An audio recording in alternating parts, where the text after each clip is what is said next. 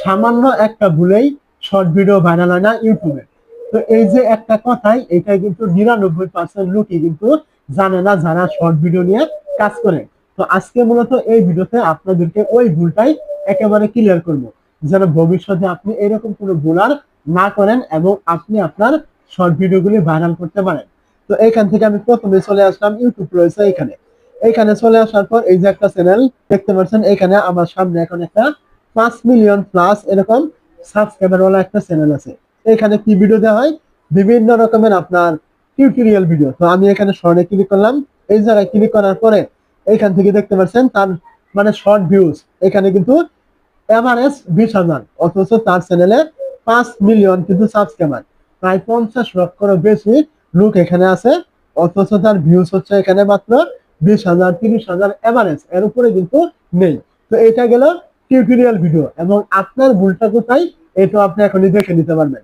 তো এখান থেকে আমি কি করবো, আবার একটা চ্যানেল এখান থেকে সার্চ করলাম। তো আমি আরো একটা চ্যানেল এখান থেকে সার্চ করে নিলাম। নেওয়ার পরে এই চ্যানেলটা মূলত আপনার বিভিন্ন রকমের ব্লগ ভিডিও দেওয়া হয় শর্ট আকারে। তো দেখতে পাচ্ছেন এখানে এইটার ভিউ, মানে এটার একদম এভারেজ ভিউ হচ্ছে আপনার 1 লাখের উপরে। মানে নতুন যে ভিডিওগুলো আপলোড করেছে এইগুলো তো ভিউজ হচ্ছে 1 লাখ, 1.5 লাখ এরকম, এমনকি মিলিয়নও কিন্তু পার হয়ে গিয়েছে।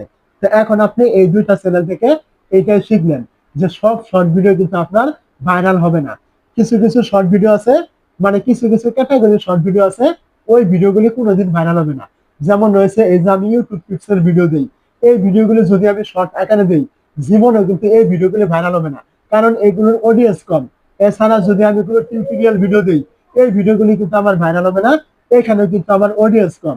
তো যদি এইগুলো বাদ দিয়ে যদি আমি এখান থেকে ফানি ভিডিও অথবা ব্লগ ভিডিও অথবা কার্টুন ভিডিও ইত্যাদি যেগুলো দিয়ে থাকে, ওইগুলো দিলে কিন্তু ওই শর্ট ভিডিওগুলি কিন্তু খুব তাড়াতাড়ি ভাইরাল হয়, কারণ ওইগুলোর অডিয়েন্স বেশি।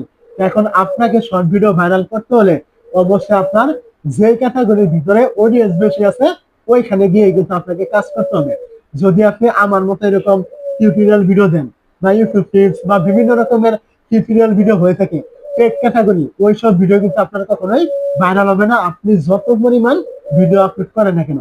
আপনাকে শর্ট ভিডিও ভাইরাল করতে হলে অবশ্যই আপনাকে ভাইরাল ক্যাটাগরি নিয়েই কাজ করতে হবে, তাহলে আপনি শর্ট ভিডিও ভাইরাল করতে পারবেন। এই একটা সামান্য কথাই বহু লোক আছে যারা জানে না, শুধুমাত্র একটা মনে চাইলো আর শর্ট নিয়ে কাজ করছে, অথচ কেন ভাইরাল হয় না, তাদের অডিয়েন্স আছে কিনা ওই রকম টপিকের এটা কেউ কিন্তু রিসার্চ করে না। তো অবশ্যই আমার কথাগুলো আপনি বুঝতে পেরেছেন। আপনি যদি শর্ট নিয়ে কাজ করেন, মানে শর্ট ভিডিও নিয়ে কাজ করেন, তাহলে যে সব ক্যাটাগরির ভিতরে বেশি পরিমাণ অডিয়েন্স আছে ওইখানে আপনাকে কাজ শুরু করতে হবে। যেটা মনে চাই ওইটা করলে কিন্তু আপনি শর্ট ভিডিও কখনোই ভাইরাল আপনি করতে পারবেন না।